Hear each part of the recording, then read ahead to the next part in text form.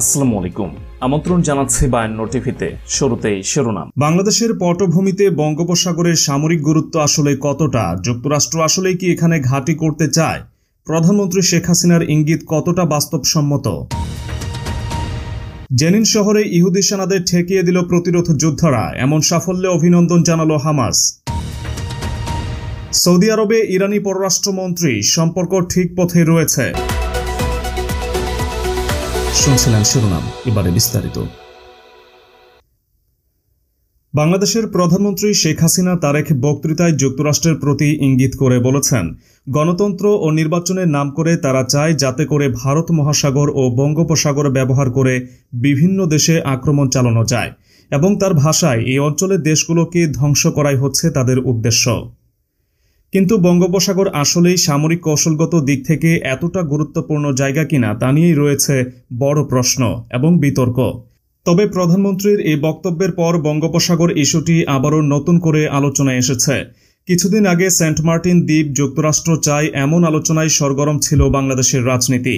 যদিও যুক্তরাষ্ট্র পররাষ্ট্র দপ্তর পরে বলেছে যে সেন্ট মার্টিন নিয়ে বাংলাদেশে যা বলা হয়েছে তা সঠিক নয়, এবং এই দ্বীপটি নেয়ার বিষয়ে দেশটি কখনো কোনো আলোচনা করেনি।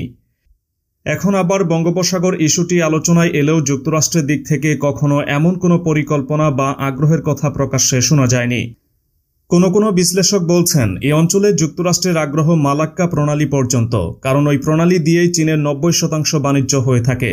আবার কেউ বলছেন একসময় যুক্তরাষ্ট্রের মালাক্কা পর্যন্ত আগ্রহ থাকলেও এখন চীনের স্বার্থ ও আগ্রহের কারণে বঙ্গোপসাগরও গুরুত্বপূর্ণ হয়ে উঠছে যুক্তরাষ্ট্রের কাছে। প্রসঙ্গত, বাংলাদেশে দীর্ঘদিন ধরেই এমন একটি ধারণা প্রচলিত আছে যে যুক্তরাষ্ট্র সেন্ট মার্টিন বা বঙ্গোপসাগরে একটি সামরিক ঘাঁটি করতে চায়, যদিও এর কোনো দৃশ্যমান তৎপরতা কখনোই দেখা যায়নি। এমনকি কূটনৈতিক পর্যায়েও এমন কোনো চেষ্টা দেখা যায়নি। এমনকি 1991 সালে উপকূলীয় অঞ্চলে ঘূর্ণিঝড়ের পর বাংলাদেশের অনুরোধে উদ্ধার অভিযান ও মানবিক সহায়তার জন্য যুক্তরাষ্ট্রের সামরিক বাহিনী অপারেশন সি অ্যাঞ্জেল পরিচালনা করতে এলে তখনও এ নিয়ে তীব্র রাজনৈতিক বিতর্ক দেখা দিয়েছিল। কুয়ালালামপুরের মালয় বিশ্ববিদ্যালয়ের ইনস্টিটিউট অব চায়নার অধ্যাপক ডক্টর সৈয়দ মাহমুদ আলী বিবিসি বাংলাকে বলেন, চীনের উপর নজরদারির জন্যই যুক্তরাষ্ট্র ও ভারত মালাক্কা প্রণালীর নিয়ন্ত্রণ রাখতে চায়, এবং সেজন্যই তারা যুক্তরাষ্ট্র, জাপান, অস্ট্রেলিয়া ও ভারতের মধ্যকার জোট কোয়াড গঠন করেছে। বঙ্গোপসাগরের গুরুত্ব যতখানি আছে সেজন্য এই গুরুত্ব বাংলাদেশের প্রেক্ষাপটে নয়, তারা চীনকে নিয়ে উৎকণ্ঠিত। আর চীনের 60% বাণিজ্য হয় মালাক্কা প্রণালী দিয়ে, এবং এর মধ্যে 90% পরিবহনের জাহাজ নির্ভর। সেই কারণে ওই এলাকায় সেখানে কড়া নজরদারি চায় যুক্তরাষ্ট্র ও ভারত। তবে বাংলাদেশের সাবেক পররাষ্ট্র সচিব তৌহিদ হোসেন বলছেন, এটি ঠিক যে একসময় যুক্তরাষ্ট্রের চিন্তা ছিল মালাক্কা প্রণালী পর্যন্ত, কিন্তু এখন তাদের কৌশল পাল্টেছে। ইন্দো প্যাসিফিক স্ট্র্যাটেজি বিবেচনায় নিলে ভারত মহাসাগরের প্রেক্ষিতেই বঙ্গোপসাগরের গুরুত্ব বেড়েছে। বিশেষ করে চীনের স্বার্থ ও উপস্থিতি বেড়ে যাওয়ার কারণেই বঙ্গোপসাগরের কৌশলগত গুরুত্ব অন্যদের কাছে বেড়েছে। সমর কৌশল বিশেষজ্ঞরা বলছেন, বঙ্গোপসাগরের বাংলাদেশ ও মিয়ানমার অংশে কোনো সামরিক ঘাঁটি নেই, তবে ভারতের আন্দামান ও নিকোবর দ্বীপপুঞ্জে দেশটির বিমান ও নৌবাহিনীর যৌথ ঘাঁটি আছে।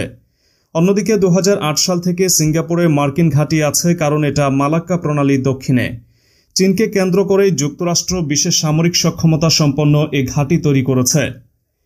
বিশ্লেষকদের মতে বঙ্গোপসাগরের ভৌগোলিক অবস্থান সামরিক কৌশলগত দিক থেকে গুরুত্ব পাওয়ার মতো নয়। মূলত বাংলাদেশ, ভারত ও মিয়ানমার বঙ্গোপসাগরের উপকূল ঘেঁষে এর অবস্থান। এর মধ্যে ভারতের সাথে বাংলাদেশের সম্পর্ক এখন খুবই ঘনিষ্ঠ, আর মিয়ানমার চীন ঘেঁষা হলেও সেখানে ভারতের শক্ত অবস্থান আছে। সেই বিবেচনায় বঙ্গোপসাগরের গুরুত্ব ভারতের জন্যই বেশি। সে কারণেই ব্রিটেনের কাছ থেকে আন্দামান ও নিকোবর দ্বীপপুঞ্জের কর্তৃত্ব পাওয়ার পর থেকেই ওই অঞ্চলকে আলাদা গুরুত্ব দিচ্ছে ভারত। দেশটির একটি যৌথ কমান্ড কাজ করছে সেখানে, কারণ এটা মালাক্কা প্রণালীর পশ্চিম দিকের অংশ, যেখান দিয়ে চীনের জাহাজ চলাচল করে, এবং দেশটির মোট বাণিজ্যের বড় অংশই এই পথ দিয়ে হয়।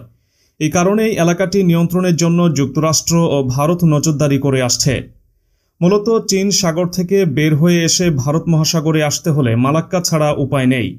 এর দক্ষিণে সিঙ্গাপুর, আরেকটু দক্ষিণে আন্দামান ও নিকোবর দ্বীপপুঞ্জ।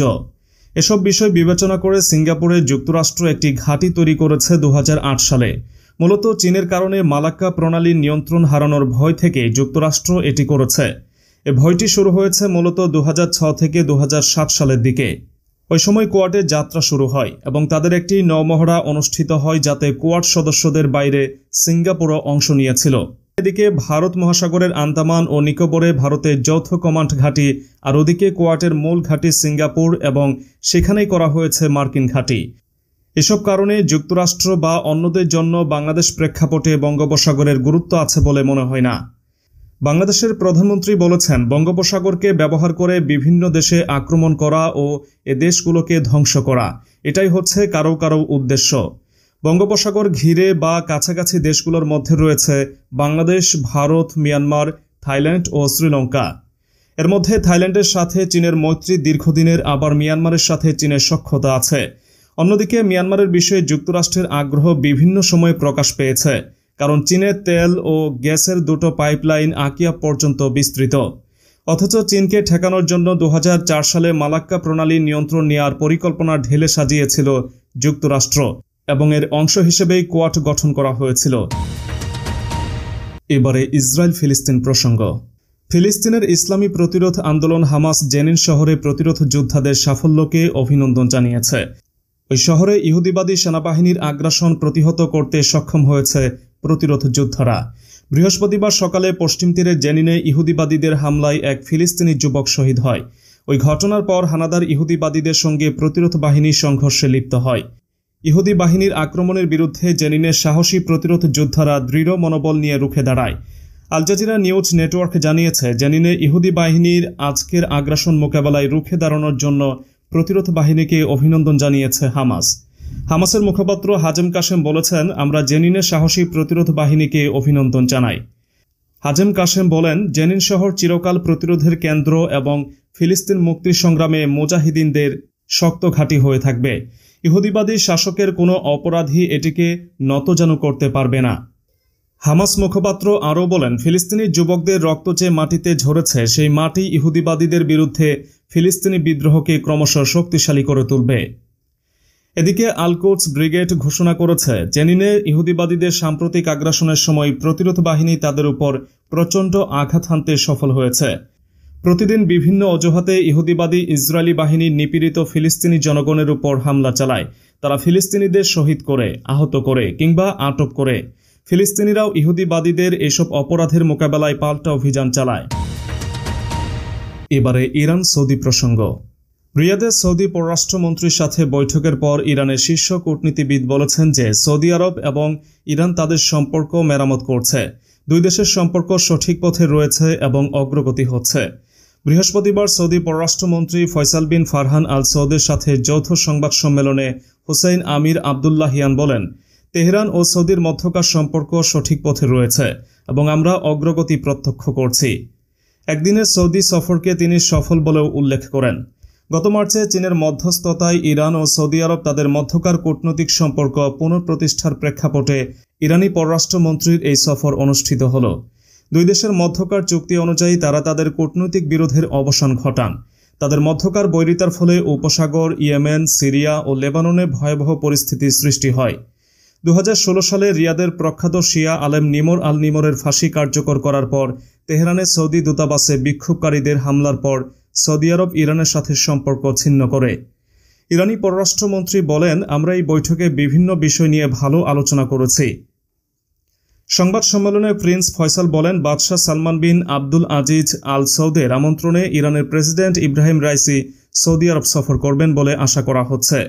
জুনে ইরান সফরকালে এই আমন্ত্রণ জানান তিনি। রাইসি বলেছিলেন তিনি যথাযথ সময়ে সৌদি আরব সফরে যাবেন।